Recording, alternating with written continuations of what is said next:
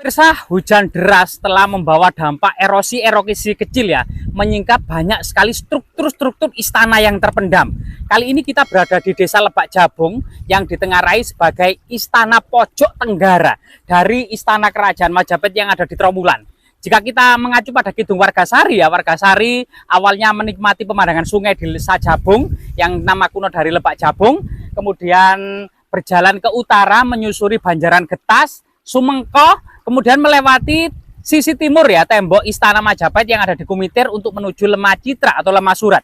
Yang artinya bahkan menurut penelitian Nur Hadi Rangkuti yang pernah ditemukan yoni raksasa di Desa Lebak Jabung ini, diduga di sini terpendam Istana Pojok bagian tenggara dari Istana Kerajaan Majapahit yang seluas 9 kali 10 km atau 90 km ya, 9 km kali 10 km atau tepatnya 90 km persegi. Ya, coba di area ini banyak sekali kemudian batu bata ya. Batu bata kuno seperti ini banyak. Ini diduga ini bagian dari reruntuhan dari istana pojok tersebut ya. Ini banyak sekali.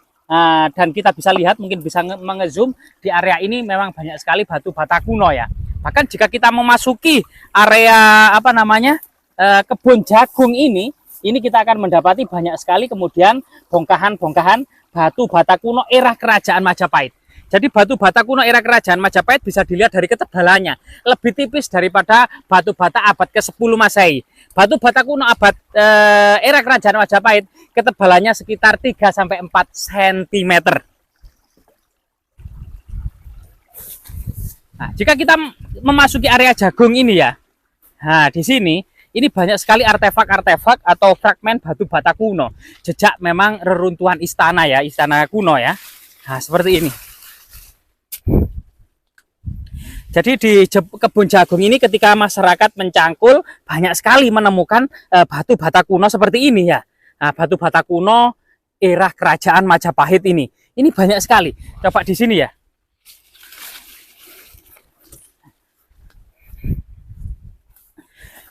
Jadi di dalam tanah ini dimungkinkan ini banyak sekali artefak-artefak ya kuno bercampur, misalnya ini adalah bagian dari tembikar ya, tembikar kuno, keramik Tiongkok, ini sangat melimpah dan sangat banyak sekali.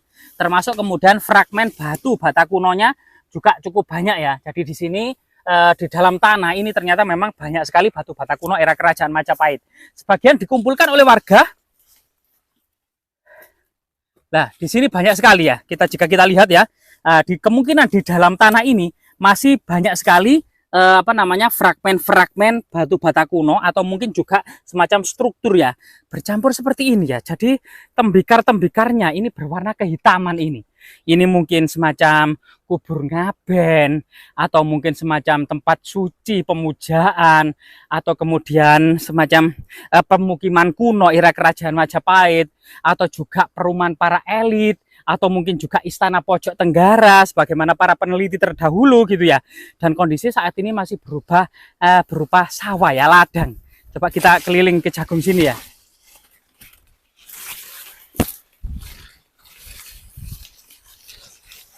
Jadi memang di gundu-gundukan seperti ini atau di pematang sawah ini masyarakat itu mengumpulkan fragmen-fragmen batu bata agar tidak mengganggu cangkul, itu ditumpuk sedemikian rupa di pematang sawah seperti ini.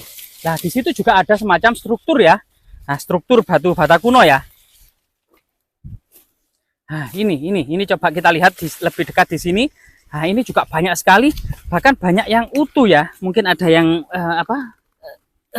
seperti ini banyak yang utuh, mungkin ada semacam inskripsi ya yang kita temukan di sini. Lah ini diduga juga semacam ada struktur ya, struktur batu bata kuno yang jika kita lihat ke sungai itu akan nampak sekali struktur-struktur tersebut masih utuh. Nah, di sana juga banyak itu batu bata kuno. Jadi di area persawahan dan ladang jagung ini banyak kita temukan ya batu bata kuno. Batu bata kunonya sudah ditemukan.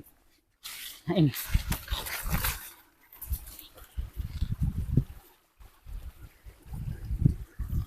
Jika kita melihat saluran irigasi ini gitu ya, yang beberapa hari yang lalu memang hujan sangat deras. Dimana kemudian jika kita lihat ya, kita memasuki sungai ini, ternyata memang benar-benar ada struktur tembok bangunan kuno atau semacam diduga bangunan istana atau bangunan suci yang lainnya, memang membutuhkan semacam tinjauan atau ekskavasi dari para ahli. Coba lihat di sana ya, mungkin bisa kita zoom dan kita bisa buka tanahnya sebagian ya. Nah, di sini kita akan mendapati ya. Nah, di sini ini ada struktur ya, struktur tembok kuno. Nah, struktur tembok kuno yang ya diam 1000 bahasa ya, diam 1000 bahasa di keheningannya. Jika kita bersihkan tembok ini ada struktur. Nah, yang memanjang ke sana ya. Nah, ini ada struktur. Nah, ini kita akan bisa melihat struktur ini. Nah, ini ya. Jadi di sini adalah struktur tembok kuno ya, struktur tembok kuno. Dan karena sungainya agak butek gitu ya, jadi kurang kelihatan di sini. Nah, mungkin kameramen bisa ke atas ya, ke atas dan bisa lihat bagian struktur yang sebelah sini dan sebagian yang masih tertutup oleh aliran tanah, aliran sungai ya, aliran sungai. Dan kita coba membersihkan rumputnya saja. Kita hanya membersihkan sebagian dari rumput-rumput ini, dan memang ternyata di dalam tanah ini ada semacam struktur istana yang terpendam. Jadi struktur tembok istana yang terpendam, diduga memang ini bagian dari kemungkinan ya istana pojok Tenggara ya, istana pojok Tenggara. Nah, ini ada banyak struktur. Bahkan di sini ada semacam persilangan. Persilangan itu apa? Artinya di sini ada bagian yang saling memotong ya antara struktur yang mengarah ke utara selatan ini dengan struktur tembok yang mengarah ke timur barat. Lah ini ada struktur tembok yang mengarah ke timur dan barat. Nah, jadi ini ada struktur tembok. Jadi ini karena apa namanya, kena aliran air, jadi ini kurang terlihat ya. Namun di sini kita akan mendapati semacam pertemuan atau mungkin pojokan gitu ya, dari sebuah istana, dari struktur yang memanjang dari selatan ke utara, dan ini ternyata saling kemudian menyiku atau kemudian saling bertemu ya, dari pertemuan antara tembok ini antara ke barat dan ke timur ya, barat timur selatan utara. Dan di sini ada semacam struktur istana, sehingga kemudian struktur di sini kemungkinan area ini bisa diperkirakan ya, yang area lapang ini kemungkinan memang lebih dari sekitar 3 hektar gitu ya, atau 30 meter persegi, atau sebagaimana mengaca pada struktur istana yang ada di Kumitir, struktur istana yang ada di Klinterejo, ini sekitar 3 hektar atau 100 kali 300 meter, di mana kemudian semacam pakem. Diduga kemudian di sebelah barat ada gapura masuk sebelah barat, dan kemudian di pojok bagian timur laut ada bangunan suci. Kemudian di tengah-tengah ada bangunan profan lainnya ya, semacam istana, tempat tidur, dapur umum, rumah dan isi-isi istana-istana yang lainnya, termasuk mandapa ya, mandapa. Dan semoga kemudian hal ini segera ditindaklanjuti oleh pihak terkait untuk menyingkap struktur istana pojok ya yang terpendam di dalam tanah ini, agar terungkap bentuknya, luasnya.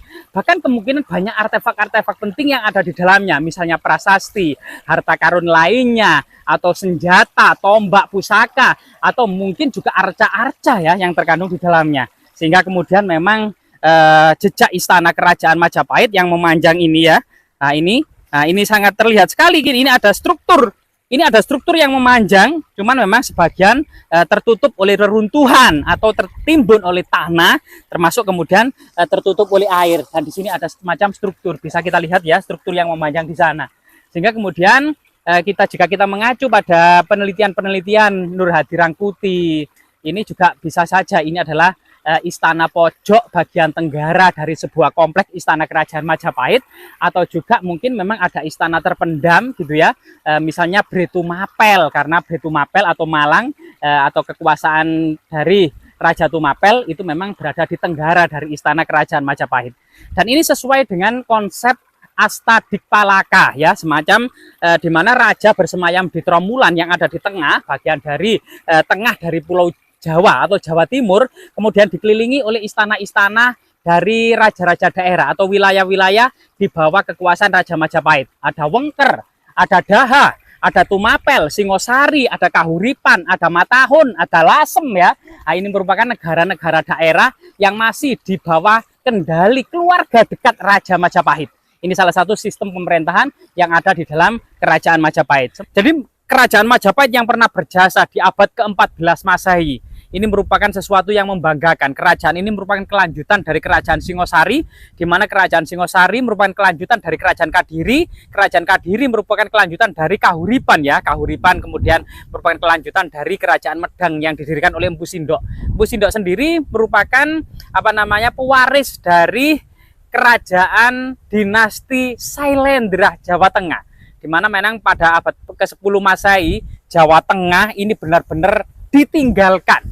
Para bangsawan, para raja ini beralih kepada Jawa Timur ya, sehingga kemudian Candi Palaosan, Borobudur, Prambanan, Candi Sewu ini sedemikian rupa ditinggalkan karena pentingnya untuk meninggalkan Jawa Tengah menuju Jawa Timur.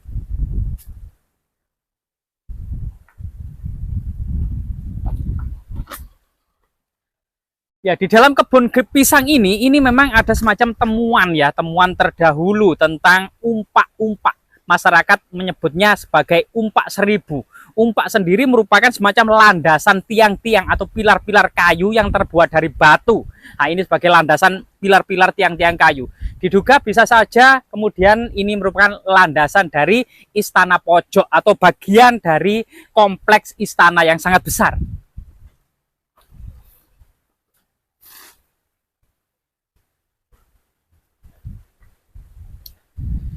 Di dekat lokasi ini pernah ditemukan yoni raksasa. Jika kita tarik garis atau mungkin yang pernah dilakukan oleh Nur Hadi Rangkuti, menarik garis antara yoni-yoni raksasa. Sebelah utara ada yoni raksasa di situs Klinterejo atau Istana Brekahuripan. Terus kemudian ke selatan lurus ya ada istana, kemudian Candi Gemekan, ada situs Wates Umpa, ada situs Kumitir, ada juga di Sumengkos itu ada beberapa struktur yang ditemukan oleh warga, sampai kemudian di Desa Lebak Jabung yang nama kunonya Sajabung ini merupakan pojok tenggara istana Kerajaan Majapahit. Diduga juga ada semacam struktur tembok yang masih terpendam di dalam tanah. Sedangkan jika dari yoni Lebak Jabung ini ditarik lurus ke barat akan bertemu dengan yoni gambar ya, yoni gambar Dinjapanan, Mojowarno, Jombang. Jadi antara Mojowarno, Jombang, kemudian Lebak Jabung, Klinterejo, termasuk Sumombito, jika ditarik itu ya, ini merupakan area istana dan ibu kota Kerajaan Majapahit di masa lalu, terutama di abad ke-14 Masehi.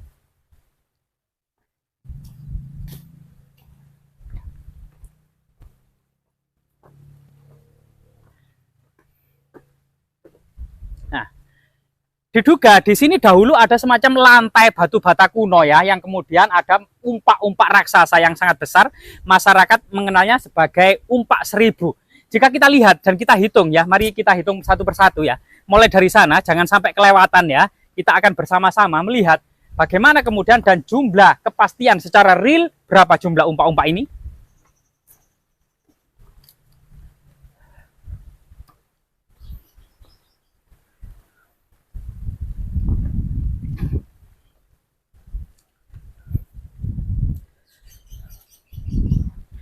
Jadi di ujung paling selatan dari sebuah kompleks umpak batu ini, kita bisa mendapati kondisinya ada umpak yang pecah gitu ya. Karena kondisi semacam berat batu yang tidak seimbang, akhirnya mengakibatkan batu ini pecah. Atau mungkin dalam legendanya pernah ditancapkan oleh pusaka, ya, pusaka naga puspa sehingga kemudian pecah. Dan di sini kita bisa menghitung 1, 2, 3, 4, 5, 6, 7, 8, 9, 10 ya. Sampai di sini ada 10 umpak.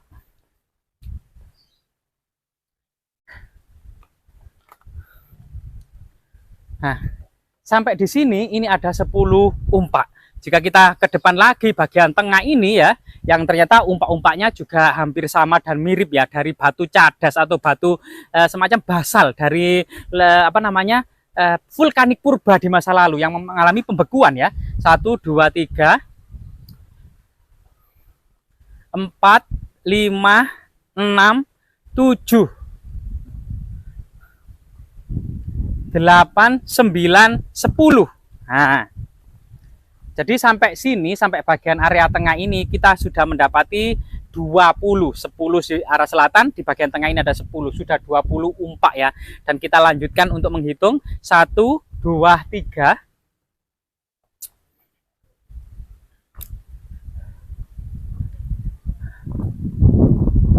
4, 5, 6, 7 ya, 8, 9, 10, 11, 12. Nah, 12 sampai di sini. 12, kemudian ada beberapa umpak yang terpisah jauh ya. Sudah 12 di area sini.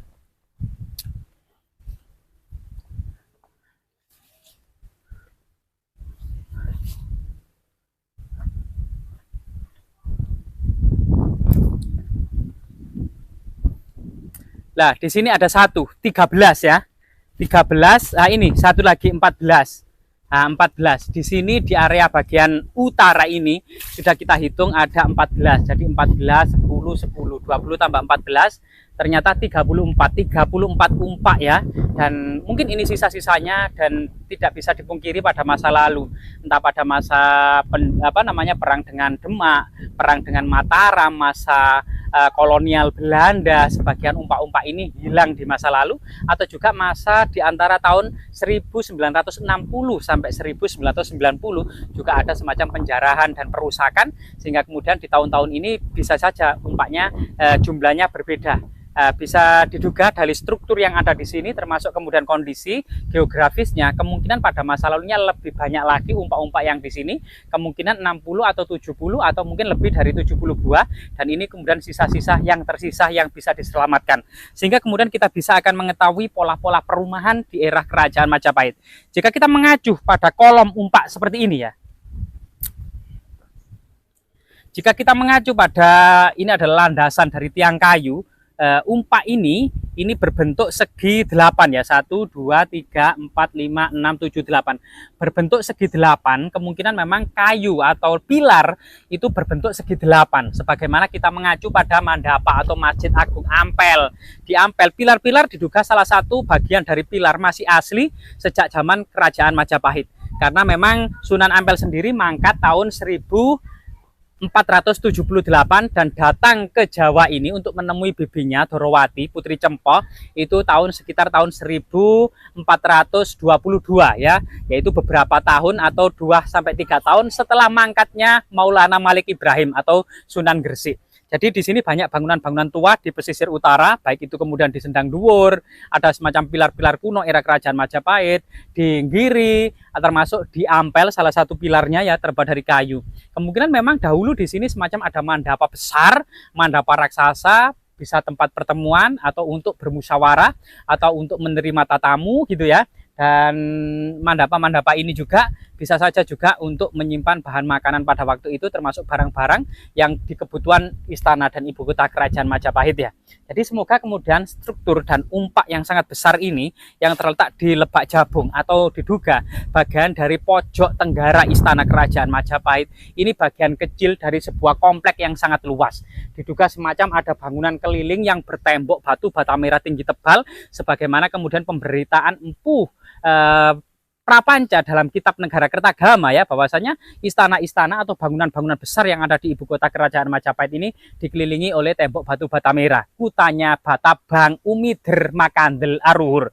Jadi istana-istana ini dikelilingi oleh tembok batu bata merah yang tinggi tebal dan besar ya, keliling. Nah, ini sesuatu yang sangat luar biasa sekali, sehingga kemudian struktur pola pemukiman Kerajaan Majapahit ini juga mengalami sebuah kondisi yang ideal, termasuk resapan kota ya, untuk menanggulangi banjir. Ada kolam segaran, ada waduk dan saluran-saluran irigasi untuk penyedia air bersih serta menanggulangi berbagai macam bencana yang diakibatkan oleh luapan air dari lereng-lereng Gunung Anjas-Moro. Ada Sungai Pikatan, ada Sungai Boroh, ada sungai Katir, Kali Katir, yang semua anak-anak sungai yang dari lereng Gunung Anjas-Moro Welirang ini kemudian menyatu menjadi Sungai Brangkal, tepat kemudian beberapa meter di sebelah timur dari Istana Kerajaan Majapahit, yang sungai ini kemudian menuju ke Sungai Brantas yang mengalir dan pecah kemudian di Canggu, yang sebagian menuju Surabaya menjadi Sungai Mas, dan sebagian terus menuju Kali Porong ya, yang ke Pasuruan. Dan ini sesuatu yang sangat luar biasa sekali, baik dari segi teknis maupun strategis. Para empu dulu membangun istana dengan pertimbangan-pertimbangan yang matang, termasuk pada masa lalu. Selain pertimbangan teknik dan strategis adalah pertimbangan-pertimbangan magis dan sakral. Semoga generasi saat ini mampu ya menghormati dan belajar tentang arti pentingnya sejarah di masa lalu, termasuk sebagai motivasi jati diri, termasuk kemudian bekal untuk kemudian menyusun, mengatur masyarakat yang akan datang. Semoga bermanfaat.